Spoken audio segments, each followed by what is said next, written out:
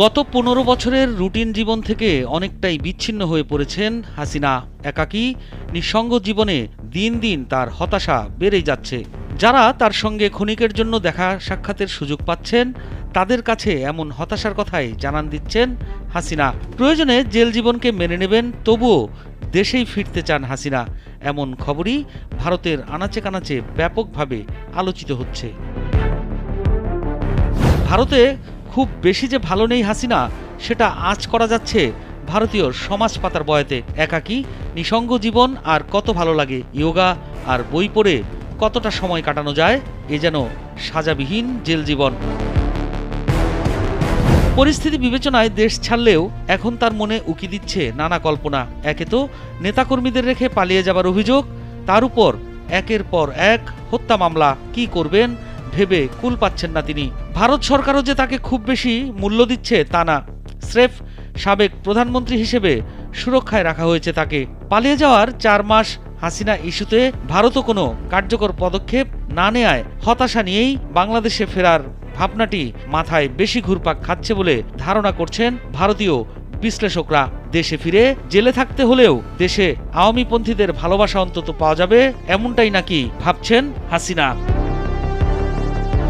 ভারতে কার্যত হাসিনা যে অবস্থায় আছেন সেটা জেল জীবনের চেয়ে খুব বেশি স্বাধীন নয়।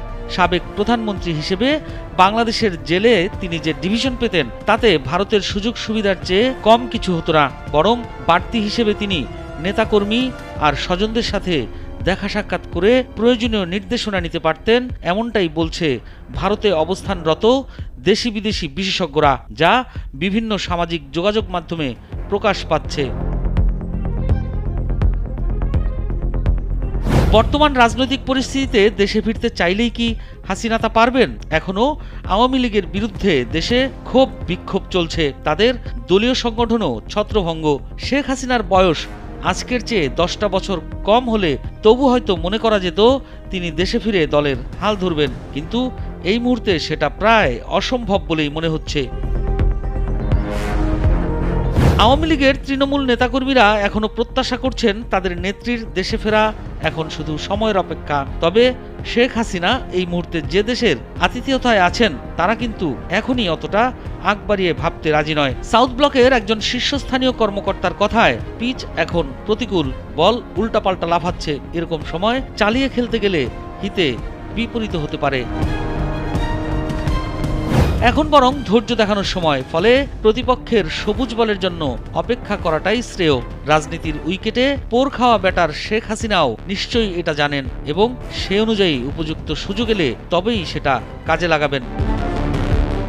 ৫ আগস্ট চরম নাটকীয় পরিস্থিতিতে শেখ হাসিনা যখন ভারতে পা রাখেন, দিল্লির বিশ্বাস ছিল তার এই আশাটা একেবারেই সাময়িক। ইউরোপ বা মধ্যপ্রাচ্যের কোনো দেশে যাওয়ার আগে এটা একটা সংক্ষিপ্ত যাত্রাবিরতির বেশি কিছু নয়।